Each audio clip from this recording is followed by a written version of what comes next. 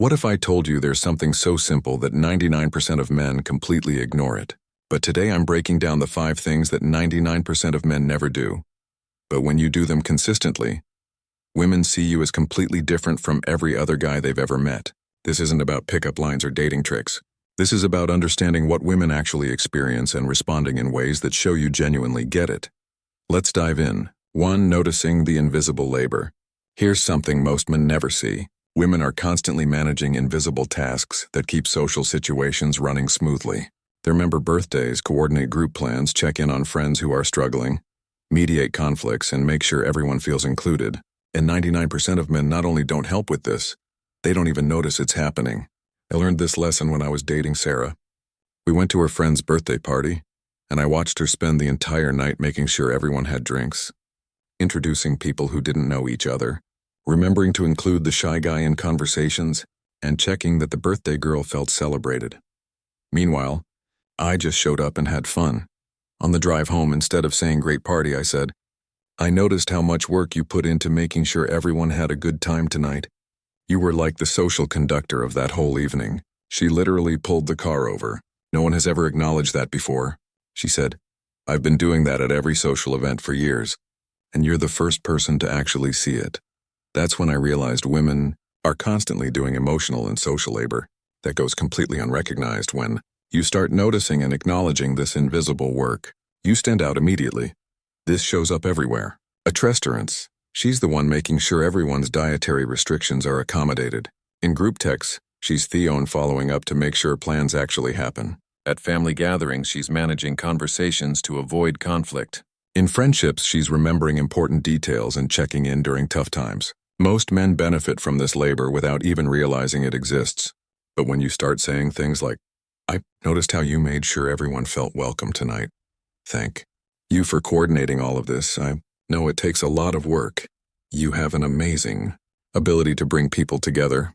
You become the rare man who actually sees her contribution to the world around her. 2. Defending her in her absence. This thing 99% of men don't do is defend women when they're not in the room. Most guys either participate in disrespectful talk about women or stay silent when it happens. But when you consistently stand up for women, especially the woman you're with, it creates incredible trust and attraction. I witnessed this principle in action at a bachelor party. The guys started making crude comments about the groom's fiancé, and one man simply said, "Hey, that's my friend's future wife you're talking about. Let's keep it respectful." The room went quiet, but later 3 different guys pulled him aside to say they respected what he did. More importantly, when his girlfriend heard about it because news travels, her attraction to him intensified dramatically. "Knowing that he has my back even when I'm not there makes me feel so secure with him," she told me later. Most men are only respectful to your face. This principle extends beyond just defending against crude comments. It includes professional settings. If someone dismisses her ideas or interrupts her constantly addressing it, I think Sarah was making a good point. Let her finish. Social situations. When someone makes assumptions about her capabilities or interests, actually she's incredibly knowledgeable about that topic. Family dynamics. If family members make unfair criticisms, I've seen how hard she works at this. I think she's doing great. 3. Remembering her emotional timeline. The third thing that separates you from 99% of men is remembering the emotional significance of events in her life. Not just dates, but the feelings attached to those dates. Most men remember birthdays and anniversaries if they're lucky, but women remember emotional timelines. The week her grandmother died, the month she started her new job, the day she felt most supported by you, the conversation that made her feel truly understood. When you start tracking these emotional landmarks, you become irreplaceable. Practical examples. Remembering that she gets anxious before big presentations and checking in the morning of knowing that certain times of year are difficult due to past experiences. Recalling conversations where she shared vulnerable feelings and referencing them appropriately later. Tracking the cycles of her friendships and being supportive during conflicts. Remembering what made her happiest and creating opportunities for those experiences. The magic happens when you remember things she didn't expect you to remember, like the time she mentioned feeling invisible at work, and weeks later, you ask how that situation is improving. Most men forget what I said 5 minutes after I say it. One woman told me, When someone remembers not just my words but my feelings, it makes me feel truly seen. 4. Creating safety and vulnerability moments. The fourth thing 99% of men get completely wrong is how they respond when women are vulnerable. Most men either try to fix the problem immediately or make it about themselves somehow.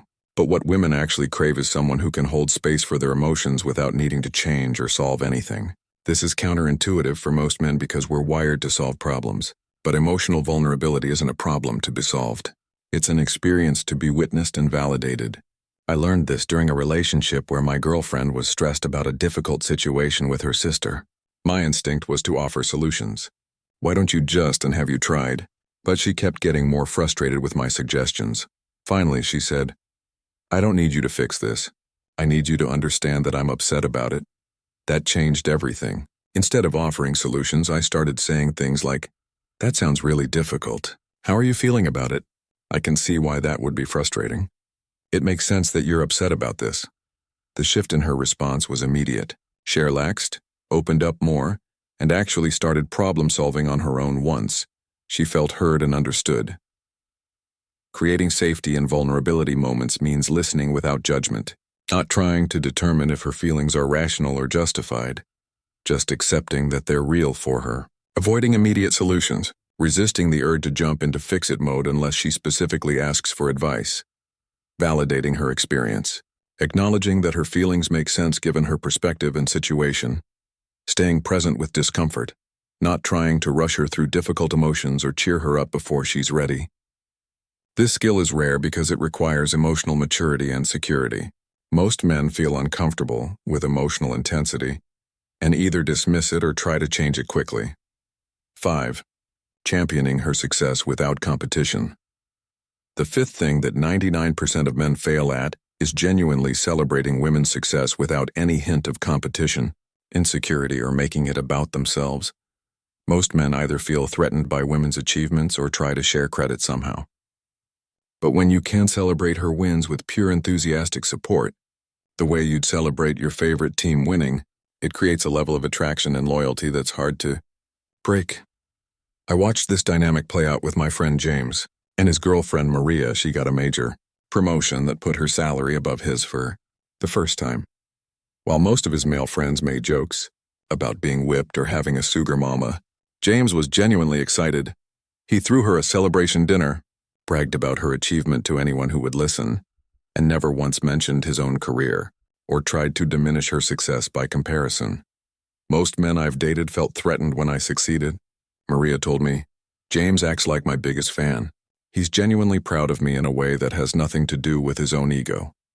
This kind of pure support is rare because most people, especially men, are conditioned to see relationships as competitions. But when you can genuinely celebrate someone else's success without feeling diminished by it, you become irreplaceable.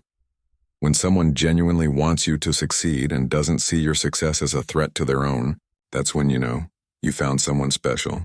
A successful businesswoman told me, this extends beyond career achievements to celebrating her personal growth, creative pursuits, friendships, family relationships, and any area where she's thriving. The key is authenticity. You can't fake genuine enthusiasm for someone's success. It comes from truly caring about their well-being and happiness more than your own ego. If this video opened your eyes to something new, hit that subscribe button and share your experiences in the comments. Which of these 5 surprised you most? Have you tried any of them? Remember, extraordinary relationships aren't built in grand gestures. They're built on consistent, thoughtful attention to what actually matters to the person you care about. The woman who experiences these 5 things from you won't just love you. She'll never want to let you